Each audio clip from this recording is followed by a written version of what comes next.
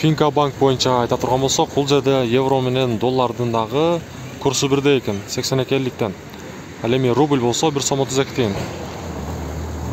Эко Исламик банк боюнча айта турган болсок, бул жерде доллар 81, евро 81.50, рубль болсо 1 сом 32 тиын.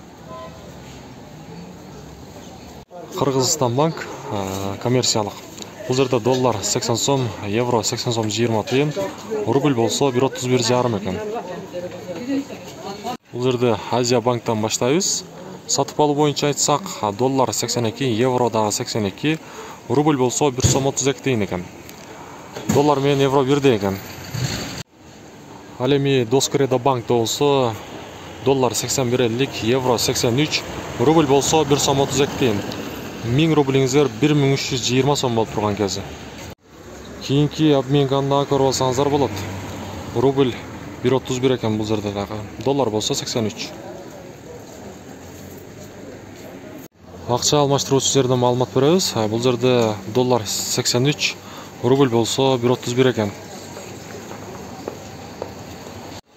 Туугандар, Ноокат шаарындагы курсту көрдүңүздөр. Буюрса, кийинки чыгарылыштан жолукканга чейин аманчылыкта, сак саламатта калыңыздар.